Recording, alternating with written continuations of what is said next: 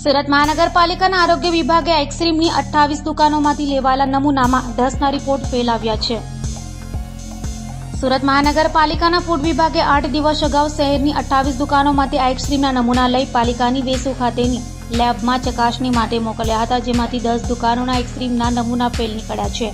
ખાસ કરીને આ નમૂનાઓમાં મિલ્ક ફેટ અને ટોટલ સોલિડની માત્રા ઓછી હોવાથી આવા આઈસ્ક્રીમ આરોગવાથી કોલેસ્ટ્રોલ વધીને પ્રેશર કે હાર્ટ એટેકની બીમારી થઈ શકે છે. આ 10 સંસ્થાઓમાંથી 87.5 કિલો જથ્થાનો નાશ કરાયો છે. Deputy commissioner health and hospital Shri અને આરોગ્ય અધિકારી શ્રીની સીધી માર્ગદર્શન અને સૂચના હેઠળ સુરત મહાનગરપાલિકાના અલગ અલગ ઝોનમાં આઈસ્ક્રીમનું વેચાણ કરતી તેમજ ઉત્પાદન કરતી સંસ્થાઓમાં ફૂડ વિભાગના ફૂડ સેફ્ટી ઓફિસરો દ્વારા નમૂના લેવાની તેમજ તપાસણીની કામગીરી કરવામાં આવી હતી. આ લગભગ 29 સંસ્થા જેવી હતી જેમાંથી નમૂના લેવામાં આવેલા હતા. તે નમૂનાઓમાંથી 10 સંસ્થાના નમૂનાઓ ધારાધોરણ મુજબનો માલુમ નહીં પડેલા.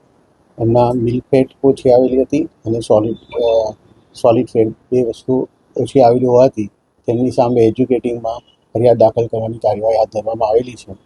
તેમજ ત્યાંથી લગભગ 80-79 જેવું આઈસ્ક્રીમનો નાશ કરવામાં આવેલો સર, આ કેટલો હાનિકારક છે? એના જો બીજી કોઈ ફેટ ઉમેરેલી હોય તો લાંબે ગાળે શરીરને નુકસાન કરી શકે. મિલ્ક ફેટ ઓછી હતી અને ટોટલ સોલિડ જે હોય તે ઓછું હતું.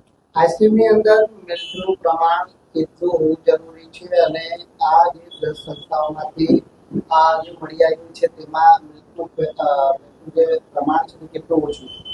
મિલ્ક ફેટ ઓછામાં ઓછી 10 હોવી જોઈએ, એનાથી પણ ઓછી આવેલી છે. એટલે એ નમૂનાઓ ધારાધોરણ મુજબ ન હોવાનું કહેવામાં. તેની કેટલી આડઅસર આવી પ્રકારની આઈસ્ક્રીમમાં રહેવાની થઈ છે? એટલે અંદર જો કોઈ ફેટનો ઉમેરો હોય તો એમાં શારીરિક નુકસાન થઈ શકે. તો હવે લોકો પાસેથી ફેક છે અને કઈ રીતના પગલાં લેવાશે? એમની સામે એજ્યુકેટિંગમાં ફરિયાદ દાખલ કરવાની કાર્યવાહી હાથ ધરવામાં આવેલી છે. લાયસન્સ રખાઈ શકે? ના, હમણાં જે થાય તે એજ્યુકેટિંગ ઓફિસર શ્રીના ઓર્ડર મુજબ થશે.